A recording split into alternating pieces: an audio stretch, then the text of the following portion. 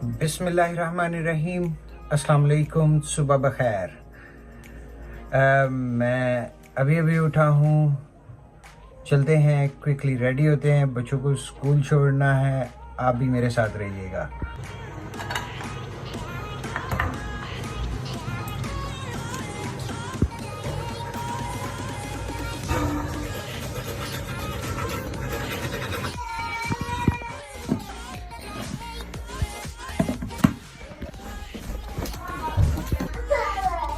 Good morning.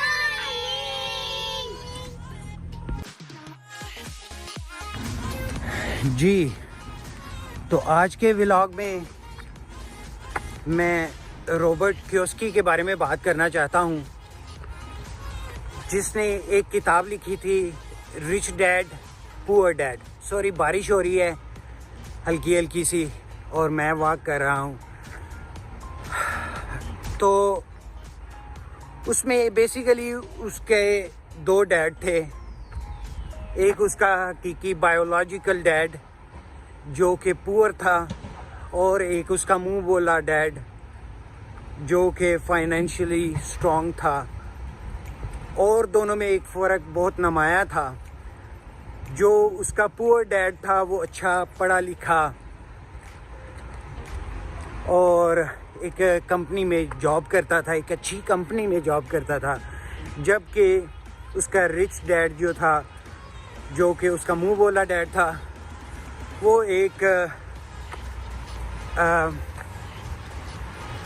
Company का खुद मालिक था और रिच भी था। जो रॉबर्ट था वो एक दिन अपने पुअर डैड से पूछता है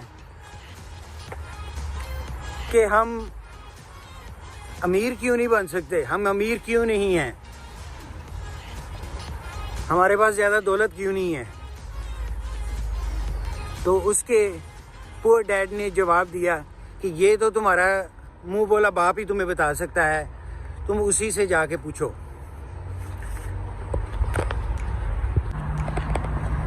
उसने अपने उस मुंह बोले बाप से पूछा, तो उसने उसको 5 ऐसे स्टेप्स बताए थे जिनको फॉलो करने से एक गरीब से गरीब आदमी भी अमीर बन सकता था। उनमें पहला स्टेप ये था कि rich people they don't work for money, money works for them. Basically एक जॉब करने वाला बंदा 9 to 5 की जॉब में ऐसा ट्रैप हो जाता है कि उसको सारी उम्र यही पता नहीं लगता कि वो काम किस लिए कर रहा है। वो अपनी सारी की सारी सैलरी जो है वो पहली आने से पहले ही गवा चुका होता है। वो अपने कई ऐसे शौक हैं वो बिला ज़रूरत के पूरे करने शुरू कर देता है, जबकि वो अफोर्ड भी नहीं कर सकता। जैसा कि वो एक्सपेंसिव घर जो है वो लोन पे ले लेता है, गाड़ी लोन पे ले लेता है, एक्सपेंसिव थिंग्स जो है वो क्रेडिट कार्ड से परचेज़ कर लेता है। बेसिकली वो सारी उम्र इसी ट्रैप में गुजार देता है। हर पहली आने को का वो इंतज़ार कर रहा होता है, और जो ही पहली आती है वो स्टार्ट कर देता है अकाउंटिंग कि ये पैसे इधर मैं पे करूँगा, ये पैसे मैं इधर पे करूँगा, ये पैसे मैं इधर पे करूँगा, and he don't do savings for his future plannings. अब सवाल ये आता है यहाँ पे कि अगर वो काम ना करें तो फिर करें क्या?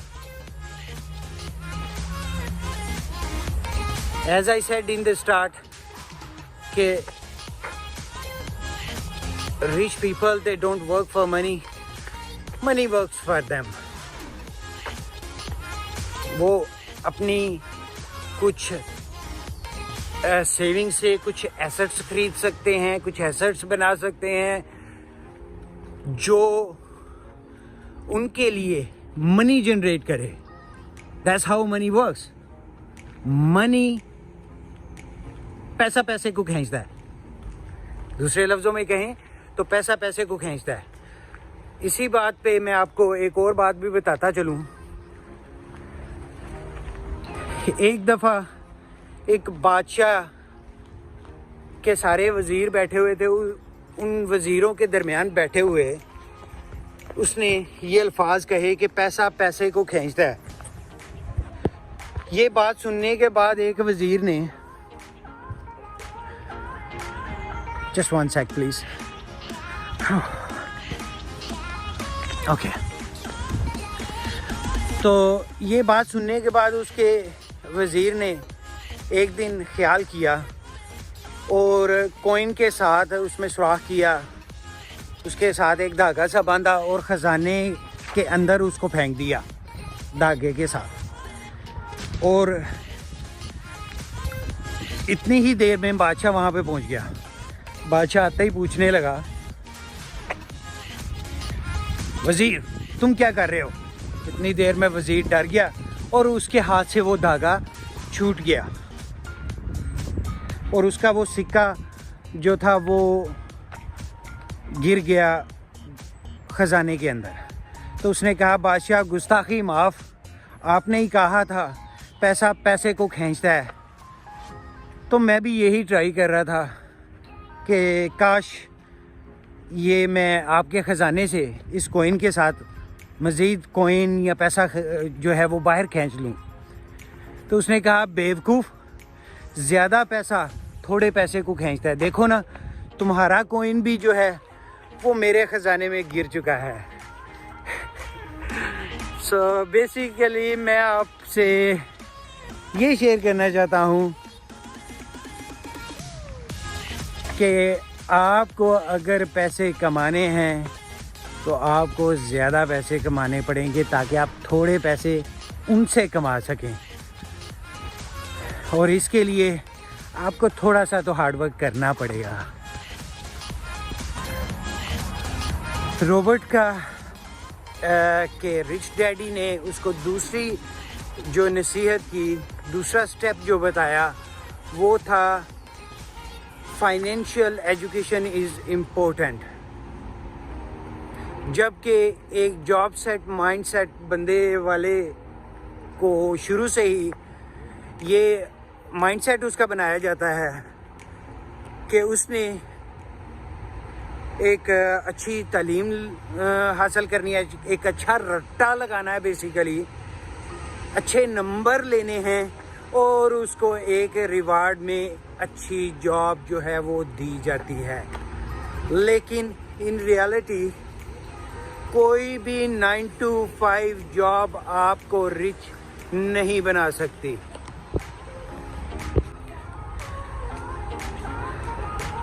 अब आते हैं रॉबर्ट के रिच डैड के तीसरे स्टेप की तरफ, जो कि वो कहते हैं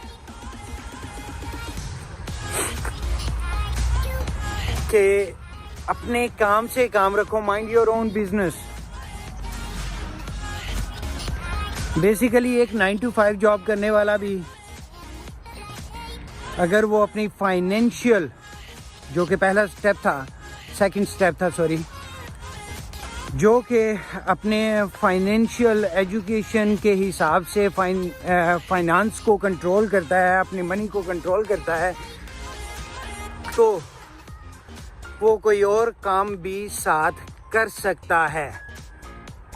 जबकि उसके पुअर डैड जो हैं वो 9 to 5 जॉब करते हैं और उनका कहना ये था कि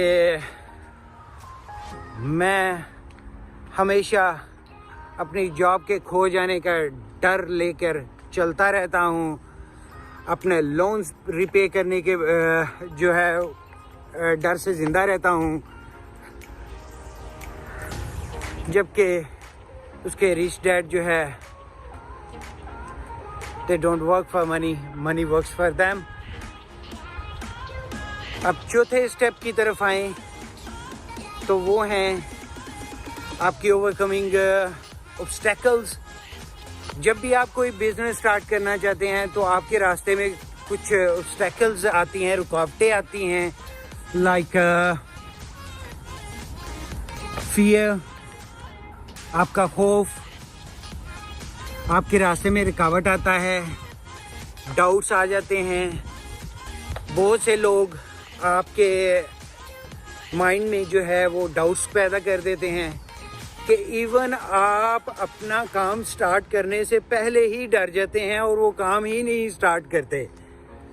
आपके अंदर लेजीनेस बहुत ज़्यादा होती है, आपको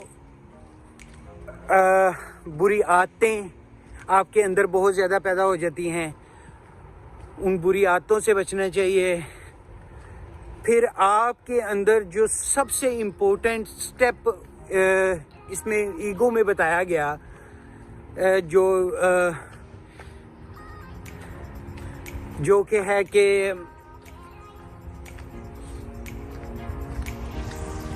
आपको अगर कोई बंदा सिखाना चाहे तो आप सीखने की बजाय अपनी ईगो में आ जाते हैं और सीखना नहीं चाहते, बल्कि बहाने ढूंढना शुरू कर देते हैं। तो ये ऑब्स्टेकल्स हैं नंबर 4 पॉइंट्स। मैं दोबारा से रिपीट कर देता हूँ। आपका फियर, आपका खौफ, आपके डाउट्स जो कि आपको काम स्टार्ट नहीं करने देते, आपका लेजीनेस, आपके अंदर कुछ बुरी आदतें होती हैं, और ऐसे ही आपकी ईगो। अगर आपको किसी चीज़ का पता नहीं है तो खुदारा सीखें उसको अपनी ईगो की भेंट मत चढ़ने दें। इसके साथ ही मैं आज का व्लॉग यहीं पे ख़त्म करता हूँ। इंशाल्लाह कल फिर मुलाकात होगी। तब तक के लिए इजाज़त दीजिए। अल्लाह हाफिज़, अल्लाह निगहबान, अस्सलाम वालेकुम।